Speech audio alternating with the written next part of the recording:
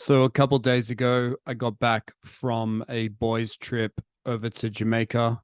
I was in Montego Bay with two old business associates from the motherland, and it was a fucking rager.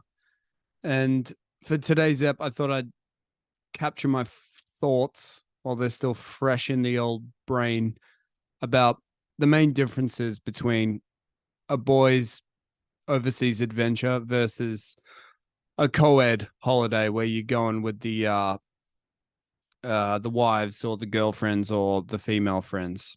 First and foremost, this trip was planned with the bare minimum of uh just kind of pre-trip messaging, kind of texting with the bros and being like, oh, when are you guys free? You're going to be in this area then, great. And then once you realize that was kind of on the table, there's a potential for a holiday. My thought, my my informing principle, because I guess I took the lead on the planning front, was the old could be a complete wives' tale, but it was the explanation that Jack White gave when the White Stripes were big about his obsession with the number three. And it was apparently because back in the day when he was a furniture upholsterer, he was working with some other bro, and this guy had to hold a bit of I don't know, fabric into place just momentarily before he kind of like lined it up. So he just went bang, bang, bang with his nail gun, or his staple gun rather. And Jack White said that that was like a really big moment for me, man. I don't know why he talks like that, but because it was basically like um, two staples would have been not enough. The piece of fabric would have flopped over. Four would have been overkill, but three was perfect in the triangle shape. And so, with things like a bros trip, if you under engineer it, it's going to fall apart. There's not enough to hold on to. But if you over engineer it, you can over engineer a co ed trip. The ladies often do, and it still goes ahead. But if you over engineer a boys' trip, if you're like, all right, itinerary 7:30 a.m. day two, like if you're giving too much fucking, if you're caressing it a little too much, that'll fall apart as well. Because bros will be like, oh, I'm not fucking doing this with a bunch of other dudes. This sounds like work. This sounds like the army. I don't want to be a part of this. So that was one main difference. In the lead up to it, I think I did a pretty good job of the old bang, bang, bang, three staples organizing, where threw it out there. I would chase people up in terms of like, hey, have you booked your flights yet? Let me know if this Airbnb is going to work for you, but not in a naggy sense. But it got over the line. Everyone agreed to the trip. Okay, so second main difference is that with this, we were only there for 3 nights: Friday, Saturday, Sunday. We all flew out around midday on Monday, and with the itinerary, we all arrived on Friday afternoon. Didn't plan fuck all for the AM on Saturday, Sunday, or Monday, because we knew that we'd be boozing to the wee hours of the morning. And getting up to go fucking whitewater rafting or to go ride a bike at 9 a.m. is the last thing you want to do after a night on the tiles. And you need your sleep in, you need your recuperation period. And this is something that worked out really well. We planned activities for the afternoon. On Saturday afternoon, we went tubing. This crazy fucking driver called Francis nearly killed us on the road. But we got to the whitewater rafting place. A guy called Roy took us, no, not whitewater rafting, tubing. A guy called Roy, who referred to himself in the third person. Roy live over here, man. He's pointing over the mountains. He was cool as fuck. One of the fittest individuals I've ever seen. He pushed our fucking lazy white asses down the river, and that was spectacular. And then on Sunday afternoon, we crazy Francis drove us out to Negril, where we went sat on the beach and had cocktails and had lunch and frolicked.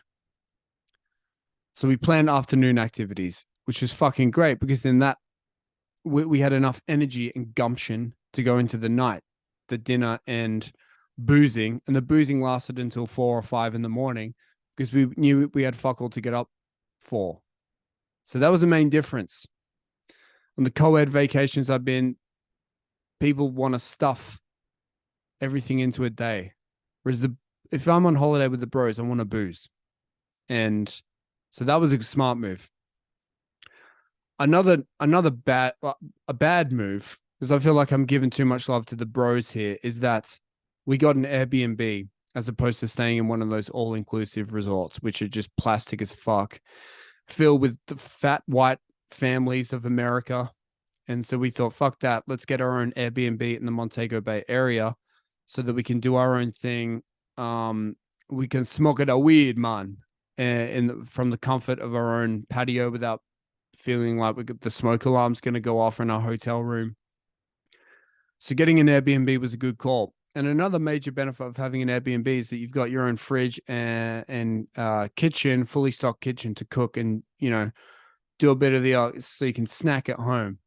We stocked the fridge full of fucking beers and threw some rum in the freezer. We did not think to buy any food that we could cook.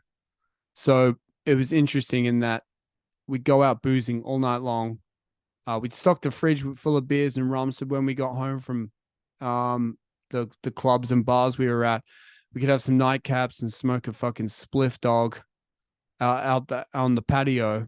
But then when you got a little bit munchy, you realize, fucking hell, no food in this fucking house, because you just didn't think of it. Didn't seem relevant. Didn't seem necessary. Whereas if there were some ladies on the trip, they would have definitely thought about that. What are we eating for breakfast? So that was a bit of a challenge. In the morning, you'd wake up with fucking washboard abs, needing a feed. And then you'd be like, no, you have to go gather your feed from a local establishment. So that was a bit retarded. On the Saturday night, I thought to buy like a 6-pack of eggs. So I made myself an omelet on one morning, Sunday morning, I think. Yeah, I must have bought the eggs on Saturday night. But that was the only thing I cooked at home. Smashing bags of Doritos. And there was nearly a kind of a coup inside the house because there was a missing bag of Doritos, which we just misplaced. So that caused a bit of turmoil because we were just desperately chasing calories. So that's a total boys trip thing. Total boys trip. Not thinking about calories to survive. Another main difference is that we took the approach of like, yeah, we'll figure out the money later. So that was something where it took the pressure off, where you're like, okay, I'm on fucking holiday now. I don't want to be like, all right, the bill was $60 for lunch. Let's all write down $20 each. We were just like, worry about it later. I guess some dudes would be good at that. Though you'd have like an accountant coming along for the ride who'd maybe keep tabs of that stuff, so you wouldn't have to do it later. But anyway, I generally find blokes are like, don't worry about it. Worry about it later. And then you find your bros in a bankruptcy issue in a month to come. You're like, I went on holiday with someone who's running from the law. But anyway, we definitely took the figure out money later approach. And for me, the kind of like the pervasive ongoing main difference that I felt when I was on this boys trip as opposed to the co-ed holidays I've been on prior was that there was a palpable sense that someone could get arrested or killed on the trip. We're only there for 3 nights. Jamaica is not the safest place in the world, but we weren't acting crazy. But you just had a feeling where you're like, okay, this feels like a time where something bad could go wrong. Like when fucking Francis nearly swerved, didn't check his blind spot, and nearly slammed into a car, overtaking him on his right-hand side on the way out to the Whitewater tubing. Yeah, just in terms of like a sense of like, well, this makes sense, doesn't it? If something's going to go terribly wrong, it's going to be on this trip, and if I somehow get through it, in years to come, and I'm telling the story, I'm just going to have to shrug and be like, yeah, I know, I was asking for it. Some fucking bros in Jamaica cavorting around on the island, man. Um, yeah, of course. What did I think was going to happen? As opposed to the vacations where you're there with the gals, I guess you may be taking more precautions and stuff like that. But I guess when something dangerous does happen, you're just like, this isn't gonna. It just doesn't enter the equation. You're like, it's not going to happen here. I'm here with the gals. The gals are the safe ones. We're the crazy guys. We're the pirates. So maybe those trips are a little bit more dangerous because you lull yourself into a false sense of security. You got to man up and be the like, no, no, I'll protect you, babe. It's fine. Red light district at this time of night. Yeah, we'll be right. We'll be right. I guess you got to step into the protector role a little bit more, but just in general, just hanging around, you're like, yeah, it's not going to happen now. We planned activities in the morning. No one dies on trips when there's a stacked schedule in the AM. It's simply not possible.